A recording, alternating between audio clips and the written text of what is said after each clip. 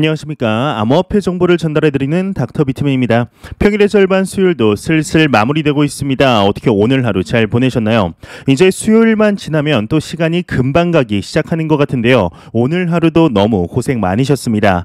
최근 지속되던 암호화폐 시장의 변동성으로 인해 많은 분들이 힘들어하시지 않으셨을까 싶은데 그래도 고점 대비 낮은 수치이긴 하지만 오늘은 소폭 회복되는 장이 지속이 되었습니다.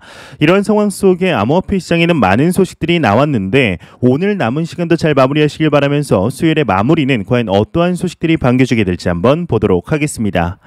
현재 암호화폐 시장이 고점 대비 가격의 하락이 조금 있는 것은 사실이나 작년과 올해 초와 비교했을 때는 상당히 많은 상승이 이루어졌던 것이 사실이었습니다.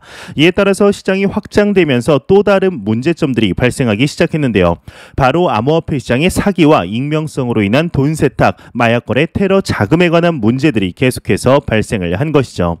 얼마 전에 무려 비트코인 120만 개를 자금 세탁한 다크넷의 운영자가 체포되면서 많은 화제가 되었었는데 오늘은 텔레그램으로 마약 거래를 한 인물들이 체포가 되었다고 합니다. 그 수가 무려 42명이라고 하는데요. 대한민국에서 발생한 사건이라고 합니다. 과연 어떠한 사건일지 내용 한번 같이 보도록 하겠습니다. 텔레그램 비트코인으로 마약 거래한 42명 대부분이 20대에서 30대다 3명이 구속되었다 헤드라인이 장식이 되었습니다.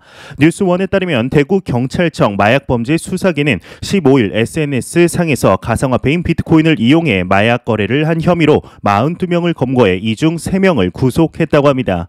구속된 3명 등 이제 판매책 6명은 지난 3월부터 5월까지 국내에서 직접 대마를 재배하거나 외국에서 마약류를 몰래 들여온 뒤 텔레그램을 통해 마약을 사고판 혐의를 받고 있다고 하는데요. 이외에 이제 붙잡힌 36명은 이들에게 비트코인을 송금한 뒤에 마약류를 구매하거나 투약한 혐의를 받고 있다고 합니다. 현재 비트코인이 조금씩 정부의 인정을 받으려고 하는 시점 이러한 일들이 발생을 하면 안 될 텐데 참 안타까운 일이 아닐 수가 없습니다. 이제 개인적으로는 여기서 끝이 나면 좋으련만 이번엔 비트코인을 이용한 사기꾼이 나타났다고 합니다. 무려 유튜브 스트리밍을 통하여 사기 행각을 펼치고 있다고 하는데 이게 어떠한 이야기일지 또 한번 같이 보도록 하겠습니다. 비트코인 사기꾼 16만 5천 명의 사람들을 속이는 가짜 애플 이벤트를 이제 유튜브에서 스트리밍을 했다 이렇게 헤드라인이 장식이 되어 있습니다. 일부 사기꾼들이 애플의 중요한 날을 둘러싼 엄청난 기대 심리를 이용하고 있다고 합니다. 애플의 캘리포니아 스트리밍 행사에 앞서 사기꾼들은 검색 결과에 맨 위에 나타난 가짜 유튜브 스트리밍을 시작했다고 하는데요. 이는 무려 16만 5천 명의 사용자들이 시청을 했으며 몇 명이 암호화폐를 송금했는지는 밝혀지지 않았다고 합니다. 이 사기는 애플이 10만 BTC를 구매하고 일정량의 암호화폐를 보내는 모든 사람들에게 경품 증정 행사를 준비한다는 광고를 했다고 하는데 이 가짜 스트리밍 방송에 애플의 CEO이죠. 이제 팀 쿡이 등장하는 등 비디오 또한 보여주었다고 합니다. 이 이후에 이 스트리밍 방송을 송출한 채널의 경우는 폐쇄가 되었다 이렇게 내용이 나와 있습니다. 현재 시장이 확장이 되면서 정말 다양한 방법으로 이 시장에서 사기를 치는 모습을 이렇게 볼 수가 있습니다. 이러한 사기 사건이 급증을 하면서 미국의 SEC의 경우는 직접 암호화폐 투자 사기에 대해서 경고하기까지 나섰는데요. 이러한 사기치는 사람들이 검거가 될 경우 엄하게 처벌을 내려서 다른 사람들이 사기를 칠 생각 자체를 못하게 만들었으면 좋겠습니다. 이러한 안타까운 사건들도 있었지만 그래도 암호화폐 시장에 긍정적인 소식들이 참 많이 나오고 있습니다. 지난 5월 암호화폐 시장에 뜨거운 감자로 떠올랐던 한 가지 주제가 있었습니다. 바로 비트코인을 채굴할 때 사용되는 에너지가 너무 막대하다는 것이었는데요. 최근 탄소로 인한 온난화의 가속으로 인해서 2050년까지 이산화탄소죠. 이제 배출 제로를 선언하는 등 세계적인 운동이 활발해짐에 따라 덩달아 비트코인이 이제 욕을 먹었던 것이죠. 이에 많은 암호화폐 사업가들의 활동으로 인해서 현재는 비트코인을 채굴할 때 무려 절반 이상이 청정에너지로 사용이 되고 있는데 이에 오늘 새로운 소식이 나왔습니다. 에너지 소비 문제와 관련하여 비트코인 다큐멘터리를 제작한 것으로 보이는데 내일부터 시작을 한다고 합니다. 내용 한번 같이 보도록 하겠습니다. 비트코인 에너지 소비 문제와 관련된 첫 번째 다큐멘터리가 내일 시작한다 이렇게 헤드라인이 멋지게 장식이 되어 있습니다. 9월 15일 비트코이니스트에 따르면 비트코인 자금으로 제작된 첫 번째 다큐멘터리가 내일 9시 스완 비트코인 유튜브 채널에서 시작이 된다고 합니다. 다큐멘터리의 제목은 비트코인과 청정 에너지의 미래로 이제 에너지 소비 문제와 비트코인을 둘러싼 영향을 다룬다고 하는데 다큐멘터리는 비트코인과 작업 증명에 기반한 합의 알고리즘이 미국 달러보다 에너지를 더 효율적으로 사용한다고 제안하고 있다고 합니다. 또한 이 다큐멘터리는 비트코인이 탄소 제로 배출에 달성하는데 어떻게 기여할 수 있는지에 대한 질문에 답하려고 시도하고 있다고 하는데요. 과연 앞으로 비트코인의 채굴 문제가 완전하게 해소가 될 수 있을 것인지 현재는 많은 인식의 변화를 통해 이제 여러 기사를 통해 알 수가 있는데요. 이 다큐멘터리가 더욱 도움이 되길 진심으로 바래 보겠습니다. 이런 소식과 더불어서 최근 엘살바도르의 비트코인 법정화폐가 정식적으로 이제 시행됨에 따라 많은 소식들이 나오고 있습니다. 사실 이전부터 아프리카의 경우는 비트코인의 사용이 기하급수적으로 증가를 했던 것이 사실이었습니다. 예, 오늘 추가적인 소식이 나왔는데 개인 그리고 소액 위주의 암호화폐 거래가 굉장히 활발하게 이루어지고 있다고 합니다. 과연 어떠한 이야기일지 같이 한번 보도록 하겠습니다. 아프리카 개인 소액 위주 암호화폐 거래가 활발하게 이루어지고 있다, 이렇게 헤드라인이 장식이 되어 있습니다. 암호화폐 데이터 분석 업체 체이널리시스의 최신 보고서를 통해 지난해 7월부터 올 6월까지 이제 1년간 아프리카의 암호화폐 시장 규모가 전년 동기 대비 12배 늘었다고 전했다고 합니다. 특히 개인 이용자 소액 위주 거래가 가장 활발했다고 하는데 암호화폐 거래액 중에 소매 거래액이 차지하는 비중은 7%로 전 세계 평균인 이제 5.5%를 상회했다, 이렇게 소식이 나오고 있습니다. 또한 이제 P2P 거래도 아프리카 지역이 가장 빈번하게 발생을 했다고 하는데요. 이에 대해서 체이널리시스의 경우는 아프리카에서 해외 송금에 대한 정부 제한 조치를 우회하거나 현지 법정화폐 가치 하락을 피하는 수단으로 암호화폐가 활용되면서 개인 중심의 수요가 증가하고 있다, 이렇게 분석을 하고 있습니다. 현재 우리가 투자하고 있는 이제 비트코인을 포함한 암호화폐 시장의 경우는 우리의 경우 은행의 서비스를 너무나 당연하게 받으며 그저 현재까지는 자산으로서 가지고 있는 것이 사실입니다. 하지만 아프리카, 남미 제3세계 국가들의 경우는 우리의 당연한 서비스들이 당연하지 않는 경우가 너무나 많은데요. 특히 달러의 영향을 상당히 많이 받는 이제 이러한 국가들의 경우는 지난 2020년 3월이죠. 코로나 팬데믹 사태로 인해서 전대미문의 무제한적 양적 완화가 실행이 되며 안 그래도 떨어져 있던 이제 달러의 가치 하락에 기름을 부은 것이 사실이었습니다. 이러한 일들이 이제 반복이 되며 인플레이션의 직격탄을 맞게 되고 이로 인해 중앙정부의 신뢰가 떨어져 가던 시점에서 비트코인이 가치 저장의 수단이자 물물 교환의 수단, 그리고 인플레이션의 해지 수단으로서 역할을 하고 있는 것이죠. 조금 더 쉽게 말하자면 은행과 화폐의 역할을 비트코인이 하고 있는 상황인 것인데요. 현재 이러한 것들만 해도 비트코인이 내재 가치가 없다고 말하기에는 이제는 어불성설이 되지 않았을까 싶습니다. 과연 앞으로 이 시장이 얼마나 성장을 하게 될지, 또한 가파르게 하락하는 법정화폐들의 가치 하락 속에 암호화폐 시장이 어떠한 방식으로 빛을 내게 될지 지켜볼 만하지 않을까 하는 생각이 듭니다. 이런 상황 속에 현재 글로벌적으로 비트코인에 대한 관심이 확대되어 가는 가운데 이제 그 어떠한 기업보다 비트코인을 모으는데 진심인 한 기업이 있습니다. 바로 마이크로스트래티지인데요. 이 마이크로스트래티지의 경우는 가격의 하락에도 아랑곳하지 않고 매수할 뿐 아니라 비트코인의 매수를 위해서 무려 4억 달러 채권의 발행까지 결정하는 등 상당히 비트코인에 대하여 무한한 신뢰를 보여주는 것을 알 수가 있었습니다. 이뿐 아니라 어제 또 이제 비트코인을 추가 매수했다는 소식이 나왔는데 그냥 대충 얘기만 들었을 때도 엄청난 양의 비트코인을 매수했다는 것을 알 수가 있습니다.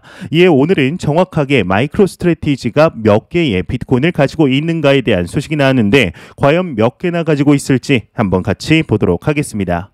마이크로스트래티지의 비트코인 보유 가치가 S&P 500 비금융 기업의 80% 현금 자산을 상회했다, 이렇게 헤드라인이 장식이 되어 있습니다. 일단 제목만 보았을 때도 상당한 양의 비트코인을 가지고 있는 것을 확인할 수가 있는데요. 블룸버그 통신에 따르면 마이크로스트래티지가 보유한 비트코인 가치 S&P 500 지수에 포함된 비금융 기업의 80%가 보유 중인 현금 자산을 넘어서는 것으로 나타났다고 합니다. 최근 마이크로스트래티지는 이제 5050BTC를 추가 매입하며 총 11만 4042BTC를 보유 중이라고 하는데 현재 가격으로 보자면 53억 달러라고 합니다. 이를 하나로 바꾸게 되면 무려 6조 2천억 원에 달하는 금액인데요. 역시 비트코인의 홍보 기업다운 보유량인 것 같습니다. 마이크로스트래티지의 경우는 기관 투자자들의 투자 러시를 이끌었다고 평가받는 기업인 만큼 추가적인 소식 기대해 보도록 하겠습니다. 이런 소식과 더불어서 최근 들어서 이제 비트코인의 가격이 상승을 하든 하락을 하든 변하지 않고 꾸준히 나온 소식 소식이 한 가지 있습니다. 바로 기관 투자자들의 유입이 지속적으로 이루어지고 있다는 것인데 특히 투자뿐 아니라 사업의 확장 소식들이 계속해서 나오고 있는 것이 사실이죠.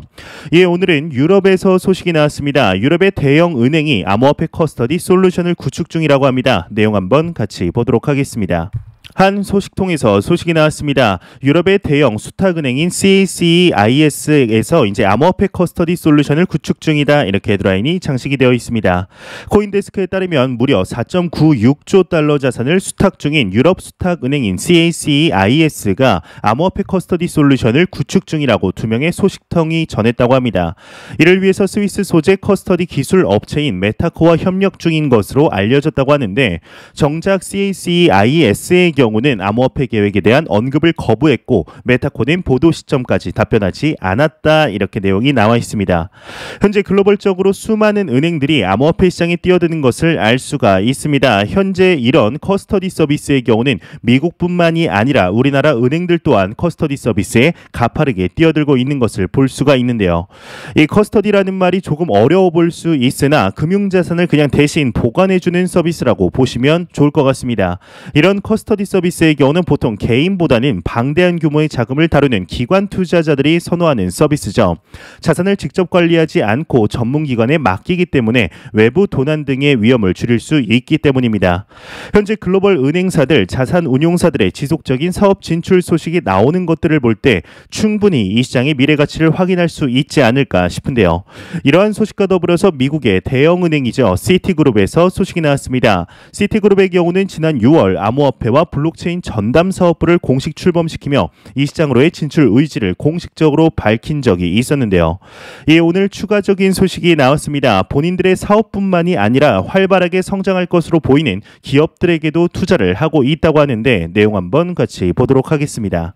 미국의 시티그룹에서 소식이 나왔습니다. 암호화폐 데이터 관련 기업들의 출자를 했다, 이렇게 헤드라인이 장식이 되어 있습니다. 암호화폐 관련 데이터를 취급하는 엠버 데이터의 경우는 금융 대기업 시티그룹이 주도하는 1,500만 달러, 약 176억 원의 시리즈 A 자금 조달 라운드를 실시한 것으로 발표했다고 합니다. 보도 발표에 따르면 이 자금 조달 라운드에는 대형 암호화폐 투자기업 갤럭시 디지털 등 다른 기업들도 출자를 했다고 하는데요. 이제 여기서 말하는 시리즈 A 자금 조달 라운드라는 것을 간단하게 설명드리자면 일반적으로 스타트업 기업이 사업의 초기 단계에서 벤처 캐피털 등으로부터 출자를 받는 투자 라운드를 말하게 됩니다. 사업이 이익을 전망할 수 있는 상태로 성장한 시점에서 이루어지는 경우가 많아서 아직 비즈니스가 아이디어 단계일 때의 시드 라운드에 이은 자금 조달로서 자리매김을 하게 되는데요. 현재 시티그룹뿐만이 아니라 다양한 글로벌 은행, 자산 운용사들이 이 시장을 항상 관심 있게 지켜보며 투자할 계획을 세우고 있는 것을 확인할 수가 있습니다. 과연 이러한 움직임들을 볼 때 지금의 단기적인 변동성에 우리가 흔들릴 필요가 있을지에 대해서 한번 생각해 보게 되는데요. 항상 말씀드리지만 투자라는 것은 단기적인 변동성을 맞추는 게임이 아니라고 생각합니다.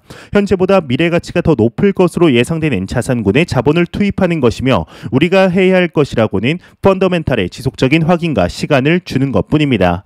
절대로 가격의 변동성에 흔들리지 마시고 항상 장기적인 시각으로 투자하시길 진심으로 바라 보겠습니다. 이런 소식과 더불어서 최근 암호화폐 거래소에 관한 소식들이 상당히 많이 나오고 있습니다. 글로벌 1위의 거래소이죠. 바이낸스의 경우는 글로벌적으로 이제 골고루 먼지나게 맞았다면 글로벌 2위의 암호화폐 거래소이죠. 코인베이스의 경우는 미 SEC로부터 소송을 당할 위기에 직면하게 되어 있습니다.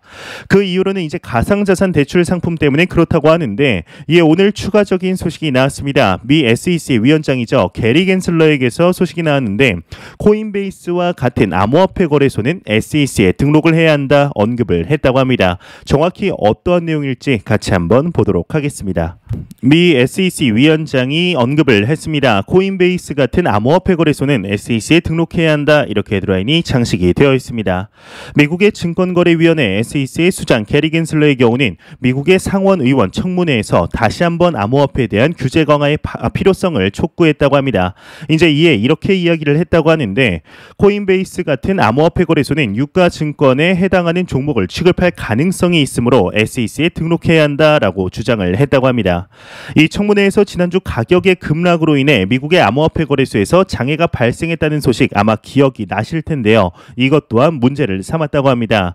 현재 이러한 비슷한 발언이 처음은 아니나 구체적인 거래소 이름을 거론한 것은 처음으로 보여진다고 하는데, 이 밑으로 내려가게 되면은 암호화폐 유가 증권성이라는 부제를 한번 보도록 하겠습니다.